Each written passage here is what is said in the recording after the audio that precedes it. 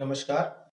आज हम आपसे चैप्टर 5 के जो हमारा प्रोग्रेस में चल रहा है, चैप्टर 5 प्रारंभिक आकारों को जो आप समझ रहे हैं, उसमें आज हम डिस्कस करने वाले हैं एक्सरसाइज 5.8 यानी 5.8 आज हम आपसे डिस्कस करेंगे।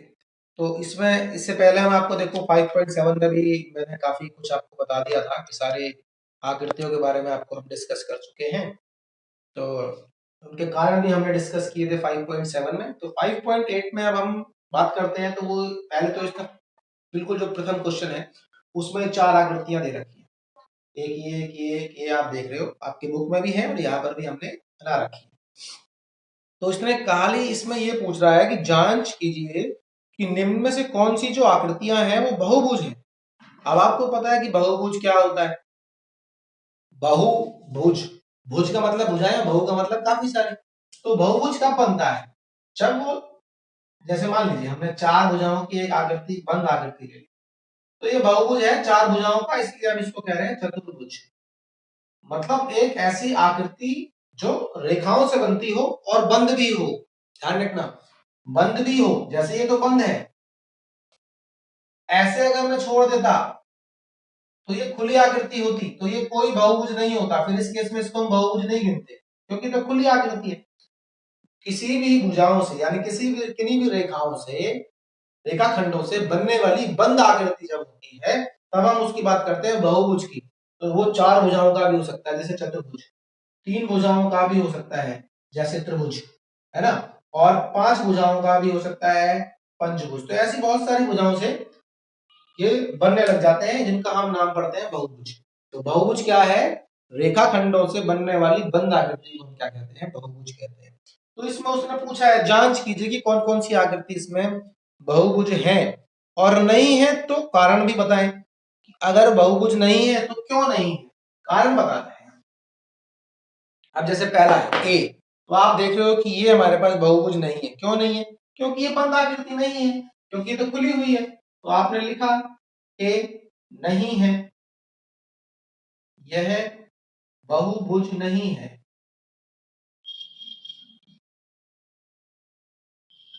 क्योंकि यह बंद आकृति नहीं।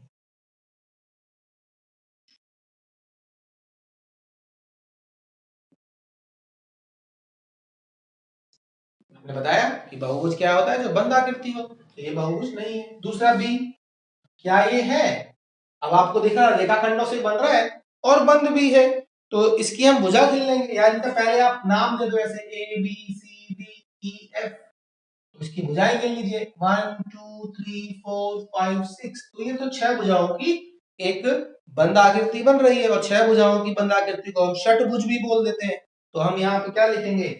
यह छह भुजाओं वाला बहुभुज है।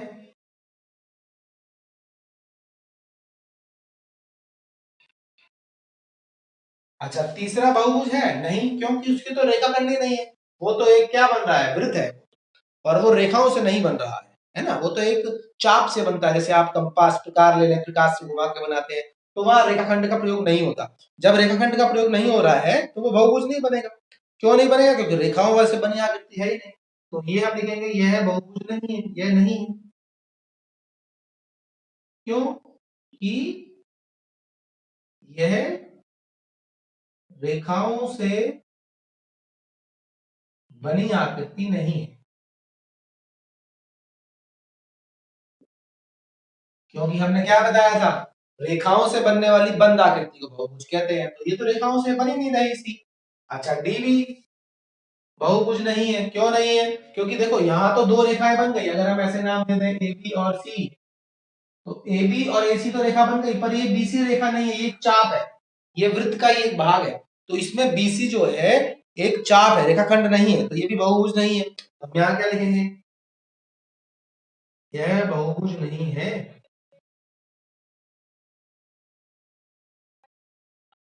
क्योंकि उसमें हमने देखो बीसी देख लिया, बीसी, बीसी एक रेखाखंड नहीं है। तो ये चार इसमें पूछे थे, तो हमने देखो चारों के आपको कारण लिख दिए। तो ये चारों कारण आपको पता होना चाहिए कि कौन सा बहुभुज है कौन सा नहीं। ये क्यों नहीं है? क्योंकि ये बंद आकृति नहीं है। ये क्यों है? क्योंकि ये बंद भी है और सारा रेखाखंडों से बन रही है, तो ये बहुभुज है। ये बहुभुज क्यों नहीं है? क्योंकि ये रेखाखंडों से नहीं बन रहा है, तो ये वृत्त है ना कि बहुभुज। ये भी बहुभुज नहीं है क्योंकि बीसी इसमें एक रेखाखंड नहीं है, वो तो एक चाप है। तो बीसी भी एक हमारे पास रेखाखंड नहीं है, इसीलिए ये बहुभुज नहीं है। तो पहला प्रश्न तो हमारे पास इस टाइप से पूरा हो जाता है। आगे चलते हैं इसके नेक्स्ट प्रश्न पर। देखिए उसमें क्या होगा।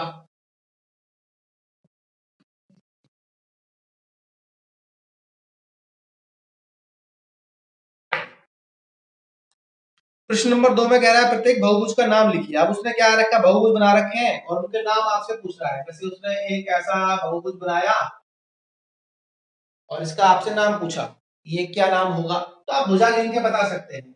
अभी हम पहले बना लेते हैं कौन कौन से इसने बना रखी हैं आकृतियां, है ना। एक आकृति इसने ये बना दी, इसको हमने बी कह दिया। एक आकृति इसने ऐसे बना दी,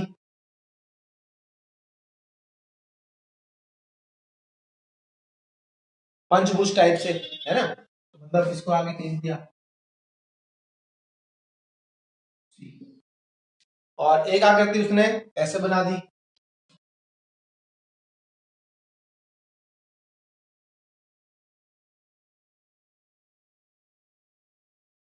तो आप इनके नाम भी दे दें ताकि आपको याद हो जाए कि कौन कौन सी इसमें से भुजाएं आ रही हैं। तो आप देखो ये इस तरह नाम पूछा हुआ है, तो अब इसमें ए क्या है, कितनी है इनकी, आपको पता है सारे बहुभुज है, सारी बंद आकृति है और रेखाखंड से बन रही है, तो आपको नाम बताने और गिन लेनी है भुजाएं। 1 2 3 4, तो इसमें 4 भुजाएं हैं, तो ये क्या बन रहा है, चतुर्भुज। इसमें 1 2 3, इसमें 3 भुजाएं हैं, तो ये क्या बन रहा है, त्रिभुज। ऐसे ही इसमें गिनी है आप। अब इसमें कितनी भुजा बन रही है, 1 2 3 4 5, आप नाम देके गिन सकते हैं, तो ये हो जाएगा पंचभुज। 5 भुजाओं से बन रहा है। ऐसे 6 भुजाओं से बनता षटभुज, 7 भुजाओं से बनता सप्तभुज। तो यहाँ पर 8 बन गई, 1 2 3 1 2 3 4 5 6 7 8। तो इसको क्या बोलेंगे हम, अष्टभुज। पर ये सारी भुजाएं अलग अलग है, जरूरी नहीं है कि उनका माप सेम हो, है ना। तो माप सेम हो तो समष्टभुज बोलते थे, तो ये बन गया अष्टभुज। अगर इनकी सारी भुजाएं समान होती तो हम इनके आगे सम लगा देते बस। जैसे इसकी चारों भुजाएं बराबर होती तो समचतुर्भुज बोल देते, इसकी तीनों भुजाएं बराबर होती तो समत्रिभुज बोल देते, है ना। ऐसे समत्रिभुज का क्या मतलब होता है, समत्रिभुज कुछ नहीं होता, उसको हम समबाहु सम कौन सा त्रिभुज बोलते हैं, समबाहु त्रिभुज, जिसकी सारी भुजाएं बराबर होती है। तो ऐसे ही ये सम पंचभुज हो जाता है, ऐसे ही सम अष्टभुज हो जाता है। तो आपने केवल इनमें क्या करना होता है, भुजाओं को गिनना होता है, उस आकृति का नाम बता देना होता है। ठीक है, अगले प्रश्न पे आते हैं। Question number 3। अब उसने क्या बोला, एक समषटभुज का एक चित्र खींचिए, उसके किन्हीं समषटभुज का चित्र खींचना है हमें। तो समषटभुज का आप चित्र कैसे खींचेंगे, समषटभुज का आपने क्या करना है, भुजाएं नापनी है और उसके सारे जो एंगल हैं वो भी हमें बराबर करने होते हैं, तो वो बराबर करते हो जाइए। तो किन्हीं तीन शीर्षों को जोड़ के आप ये देखिए कि त्रिभुज बनता है कि नहीं बनता, और वो त्रिभुज किस टाइप का बनता है। तो अगर आप प्रश्न नंबर 3 में अगर आप एक समअष्टभुज बना लेते हैं, समअष्टभुज का मतलब क्या होता है, जिसकी सारी भुजाएं 8 भुजाएं बराबर। मैं तो एक आपको रफली बना के दिखा देता हूँ, आप इसमें फिर नाप के बना भी सकते हैं, है ना। तो ड्राइंग में आपने सीखा भी है, तो हम यहाँ पर एक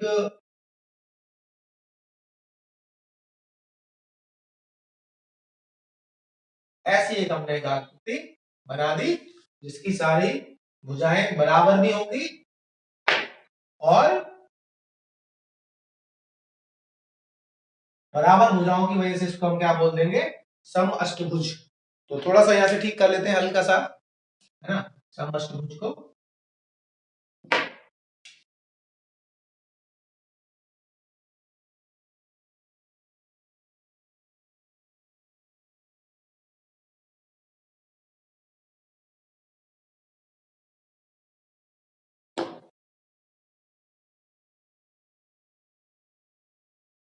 इस टाइप से हमारे पास इस समअष्टभुज बन गया। अब वो कह रहा है इसके किन्हीं भी तीन शीर्षों को जोड़ लेते हैं। मान लीजिए हमने 3 शीर्ष ले लिए, कौन कौन से, 1 2 और 1 3। अगर इनको हम जोड़ लेते हैं मतलब आप स्केल से इनको जोड़ लेना, स्केल लगा के आप इनको जोड़ लेना, ऐसे ऐसे जोड़ लिया। गया ऐसे। तो आप देखते हो कि जब आपने इनको जोड़ लिया तो वो कह रहा है कि जो तीन जो ऐसे ए बी सी ये तीन आकृति आपको दिखी, तीन भुजाओं से जो आकृति बनी, ये कौन सी आकृति है? हमें साफ दिखता है कि ये कौन सी आकृति है, ये एक समकोण त्रिभुज है। और वो पूछ रहा है कि क्या ऐसा सभी में होगा? हाँ, आप किसी भी तीन तो पॉइंटों को ज्वाइन करके देखेंगे तो सब में ही, मतलब जहां पे जुड़ने वाले पॉइंट बनेंगे तीन पॉइंट, तो उसमें ही हमारे पास मिड में ऐसा बन रहा है, तो एक कोण 90 डिग्री का आ जाएगा। तो एक कोण 90 डिग्री का जिस त्रिभुज में आता है उसको हम क्या पढ़ लेते हैं? समकोण त्रिभुज। मतलब अगर आप इसके पूरे नाम दे दें ऐसे, अगर हम इसको और भी बदल दें, लो A B C D E F G H, तो आप देख रहे हैं 8 कॉर्नर पॉइंट थे, तो हमने पूरा लिखा पहले, तो A B C D E F G H, ये क्या है? एक समअष्टभुज। अच्छा, तीन बिंदुओं को हमने जोड़ा और इन तीन बिंदुओं से जो त्रिभुज बना, त्रिभुज ए ई बी, तो हमने देखा कि 90 डिग्री का कोण आएगा, आप उसको डी रख के नाप भी सकते हैं। तो ए ई बी एक समकोण त्रिभुज इसमें आएगा, क्योंकि इसका एक कोण यानी एंगल ई बी ए, ये वाला ई बी ए, जिस भी पॉइंट पर बिंदु पर कोण बनता है उसको बीच में रखते हैं, तो ये 90 डिग्री का बन रहा है, इसीलिए त्रिभुज क्या हो जाएगा? समकोण त्रिभुज बन जाएगा। उसके बाद आइए नेक्स्ट क्वेश्चन पे, क्वेश्चन नंबर 4 पर देखो उसमें क्या बोलता है। कह रहा है एक समअष्टभुज का चित्र खींचिए। तो जैसे हमने इसको बनाया था वैसे समअष्टभुज बना लेंगे। यदि आप चाहें तो वर्गाकृत एक कागज का प्रयोग कर सकते हैं, कागज से हम बना सकते हैं, और अष्टभुज के ठीक 4 शीर्षों को जोड़कर एक आयत खींचिए। तो उसके हम 4 शीर्षों को जोड़ के, जैसे अब इसमें आप एक पेपर है, इसमें से आप ऐसे यहाँ से कट करके इसके अष्टभुज के शेप में, मतलब आप पहले अष्टभुज बना लें, उसको पेपर्स को कैंची से कट कर ले तो अष्टभुज की शेप बन जाती है।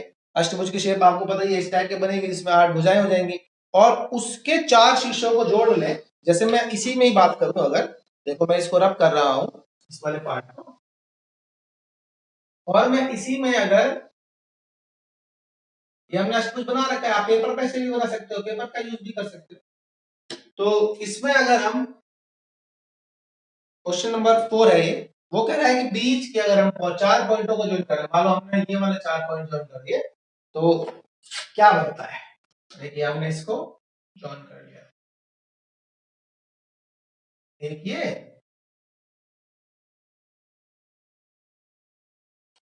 तो हमने देखा इसके 4 पॉइंट ज्वाइन किए हमने। कौन कौन से ज्वाइन किए? C D G H. तो देखो ये वाली भुजा इसके बराबर आ रही है, ये वाली भुजा इसके बराबर आ रही है, तो ये हमें दिख रहा है आमने सामने की भुजाएं हैं। तो ये क्या निकल कर आ रहा है? ये एक आयत निकल कर आ रहा है। अगर हम इसके 4 बिंदुओं को जोड़ रहे हैं तो सी डी जी एच एक आयत है। क्यों आयत है? क्योंकि इसकी आमने सामने की भुजाएं बराबर है, क्योंकि जी एच बराबर है सी डी के, और एच सी बराबर है जी डी के या डी जी के। तो आमने सामने की भुजाएं बराबर हो रही है, इसलिए क्या कहला रहा है? ये एक आयत कहला रहा है। फिर इसके 5वें प्रश्न पे आए। देखिए 5वें प्रश्न में क्या कह रहा है? एक बहुभुज का विकर्ण किन्हीं 2 शीर्षों को जोड़ने से प्राप्त होता है, यह इसकी भुजाएं नहीं होती है। एक पंचभुज का एक चित्र खींचिए और उसके विकर्ण खींचिए। तो उसके विकर्ण मतलब आपने पंचभुज बनाना है, 5 भुजाओं की समान भुजाओं की आकृति बनानी है और उसके विकर्ण खींचने हैं। तो विकर्ण हमने आपको बताया भी था पिछली वाली एक्सरसाइज में कि विकर्ण क्या होते हैं? आमने सामने के सम्मुख शीर्षों को अगर हम जोड़ लेते हैं तो उससे विकर्ण बन जाते हैं, यानी आसन्न शीर्षों को जोड़ के नहीं बनते हैं। मतलब ये कैसे बनते हैं?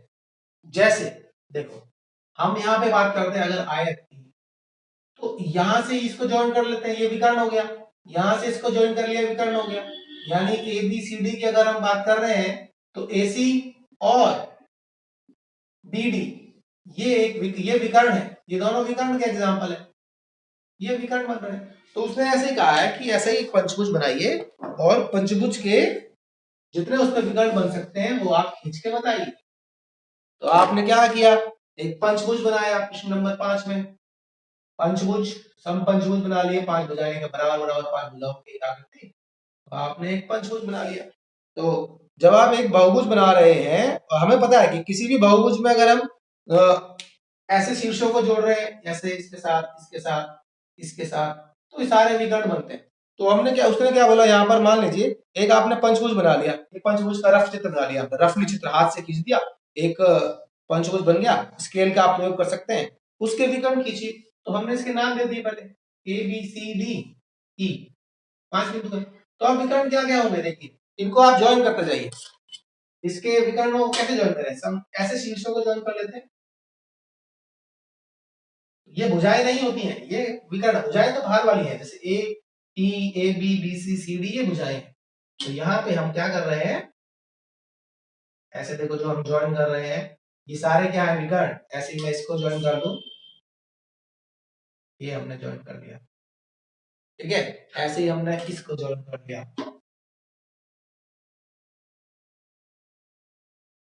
ठीक है। ऐसे ही हमने फिर किसको ज्वाइन कर लिया, हमने इसको भी ज्वाइन कर लिया, इसको।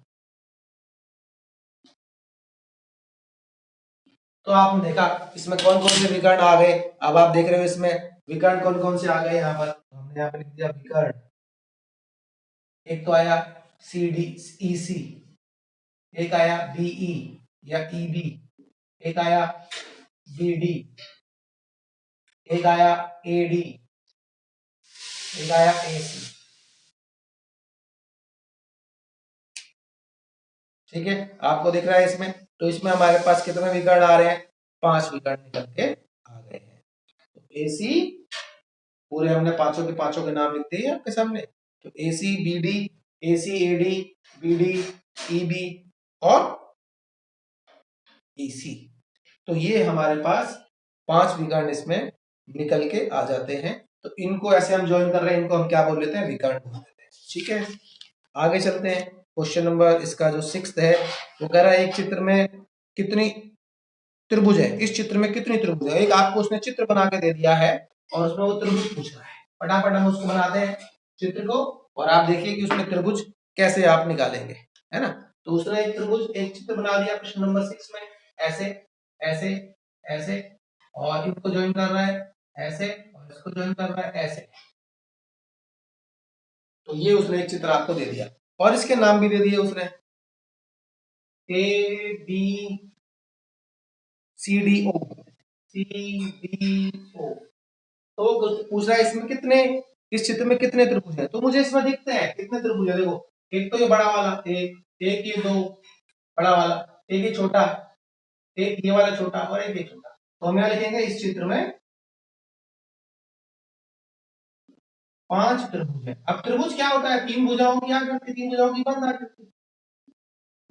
अब कौन कौन से हैं, 5 त्रिभुज तो है, पर कौन कौन से हैं उनके हम नाम लिख देते हैं, है ना। तो कौन कौन से 5 त्रिभुज बन रहे हैं, देखिए पहला त्रिभुज ए बी सी, ये त्रिभुज का साइड होता है। फिर त्रिभुज ए सी डी बड़ा वाला, फिर तीसरे पे पहुंचे ए और सी, चौथे पे पहुंचे ए ओ बी, और पांचवे पे पहुंचे सी ओ डी। तो ये हमारे पास 5 त्रिभुज इस आकृति में बन जाते हैं। तो आपने 5 त्रिभुज देख लिए कौन कौन से बन रहे हैं, 3 भुजाओं की बंधाकर त्रिभुज बना रही है। अब उसने आगे पूछा कि एक न्यून कोण त्रिभुज कौन सा है इसमें, और अधिक कोण त्रिभुज कौन सा है।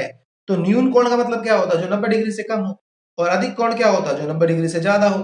तो न्यून कोण यहाँ पे हमारे को क्या दिखता है, देखो बी सी डी। अगर हम देखते हैं, इसमें कौन पूछ रहा है वो आपसे कि न्यून कोण त्रिभुज का तथा एक अधिक कोण त्रिभुज का नाम लिखिए। तो अधिक कोण त्रिभुज और न्यून कोण त्रिभुज का नाम क्या होगा, इसमें कौन सा हो सकता है। अब इसमें हम पहले कोण ढूंढ रहे हैं, कोण। जैसे आपने देखा ए बी सी, तो ये तो सारे 90 डिग्री से छोटे कोण बन रहे हैं। आप ऐसे देख रहे हैं तो ये भी छोटे बन रहे हैं। तो आपको केवल कोण बताना है, इसमें अधिक कोण और न्यून कोण क्या होगा। इसमें आपने अधिक कोण और न्यून कोण बनाया, तो अधिक कोण और न्यून कोण क्या हो सकता है। तो अधिक कोण और न्यून कोण में हम क्या बात कर सकते हैं। अधिक कोण हमें पता है कि वो 90 डिग्री का होता है। देखो यहाँ पे ध्यान रखना कि जो न्यून कोण होता है वो 90 डिग्री से छोटा होता है, और अधिक कोण जो होता है वो 90 डिग्री से बड़ा। ठीक है। तो इसमें हम क्या करते हैं,